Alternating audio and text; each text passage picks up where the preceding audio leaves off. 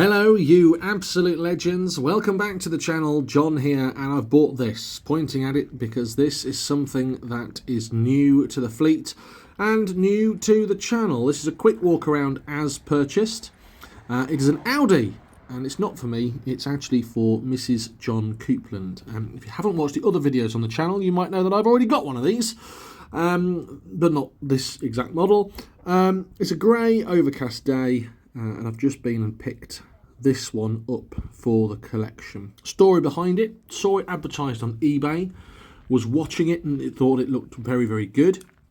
It was local to me. It was about half an hour away in a town called Spalding, and decided that rather than messing about on the eBay bids, I would contact the seller and say, look, can I come and have a look at it with a view of buying it and us fixing a deal. The seller had been messed about before. It had sold. It had previously sold on eBay for £1,050. This was earlier this week, and I went down again because he'd relisted it, and the current bidding was at £1,000.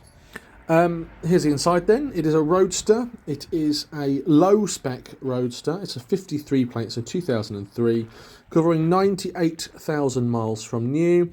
It's had quite a few owners, us being now the 5th owner, but it's in wonderful condition. Actually, it's not been messed about with, and that's what I liked about this. It was on its original wheels. Paintwork hadn't been messed about with. It hadn't got silly aftermarket bits and pieces everywhere.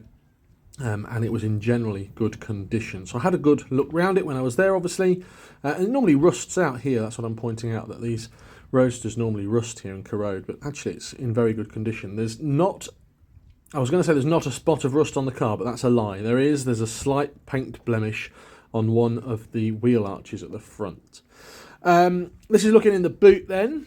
We've got the original Audi tonneau cover, and there's an Audi fire extinguisher and first aid kit there as well, and a car cover. The car had been loved. You know, it's not one of these that hadn't been loved. The lady that had owned it, her initials SEW, had had it for 10 years prior, and the reason that she was selling it is that due to work she was then given a company car, and she didn't need to keep this one or drive this one. Lovely family, who were genuine and honest. I took it for a good old spin, and drives wonderfully. It really does drive nicely. These TTs, if you've never had a Roadster, they do rattle and bang and pop and creak, and they're not, you know, it's not like you're driving a luxury Audi.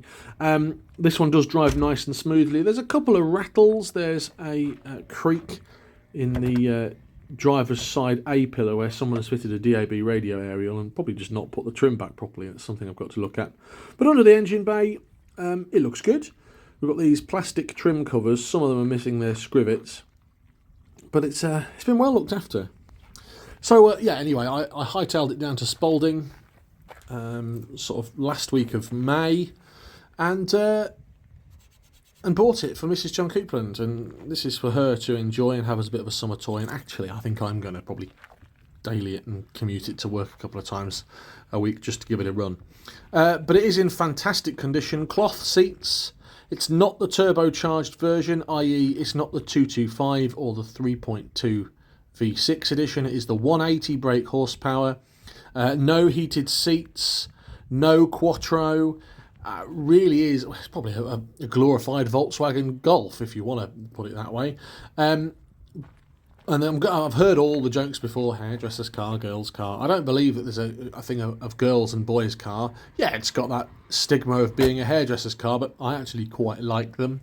If that means I need to put a pair of scissors in the front glove box, then I certainly will.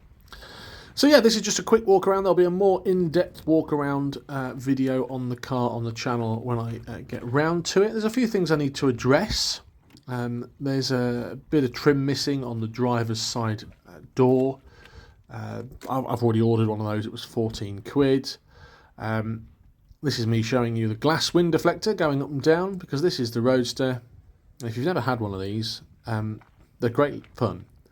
They are great fun. That's that glass deflector going down to stop the buffeting. It doesn't work for me because I'm 6'4". I pretty much look over the windscreen when I'm driving it with the roof off. And there's me popping the roof on. So for 1,100 quid, Audi TT long MOT, had thousands of pounds spent on it in the past few years, i.e.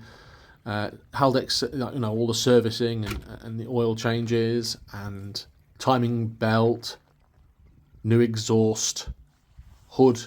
It had a new hood a couple of years ago as well, which is unbelievable that it's lasted so well. It's going to be a good one. More on this on the channel. Let me know what you think in the comments below. Hope you've enjoyed the video. If you have, give us a thumbs up. Give us a subscribe if you haven't already. What do you reckon? Do you reckon she's going to like it? Or have I bought myself a problem waiting to happen? There it is then. Audi TT Mark 1 Roadster 180.